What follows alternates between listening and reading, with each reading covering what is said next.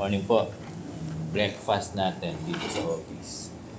Yan, ngayon pa lang nag-breakfast. Yan.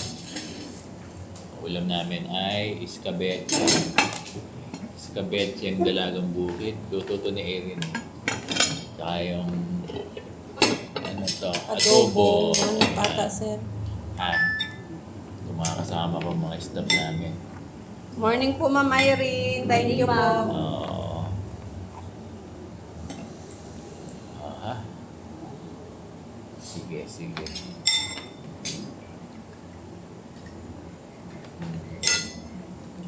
Kain na, kain na.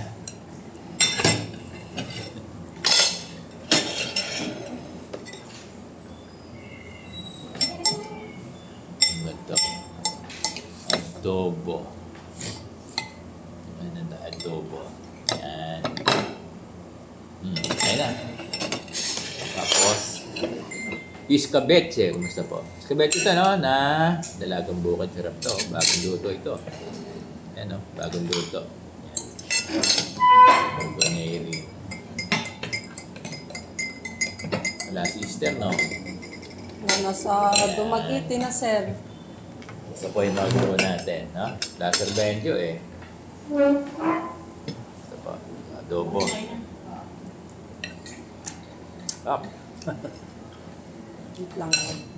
Ito po yung magulo natin sa buong Pilipinas.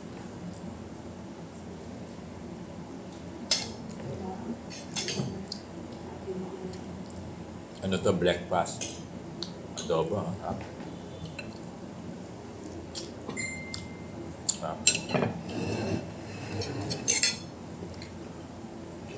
Tapos iskabetsi.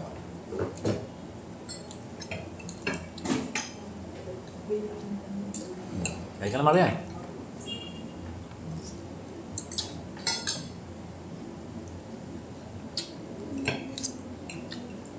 Ano ba tatanggapin natin ngayon? Sahod. Sahod.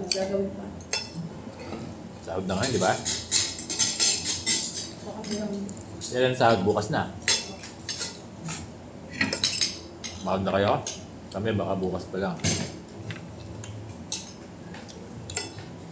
Kain po, adobo. Tap. Tapos maliit na kape, no?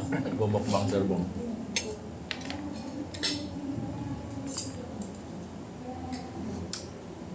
Init.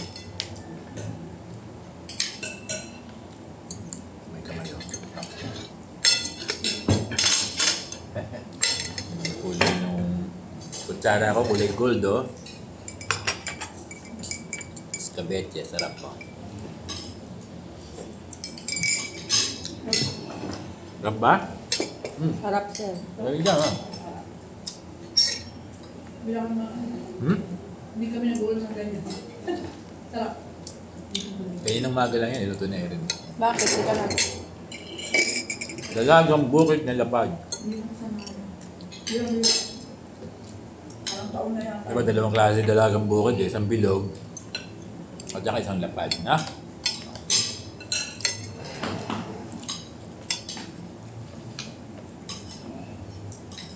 Hindi kasi ako pag-breakfast sa bahay. Kasi maaga ako pumapasok, kakapila ako. Tapos pagdating dito, di ba kailangan sa maaga dapat ano eh, hard food, no? Tama ba? Para, di ba dapat sa maaga kumakain ng ano, ng, hindi naman marami. Ano man tawag natin sa food na ganito? Heavy na, sir. Heavy food.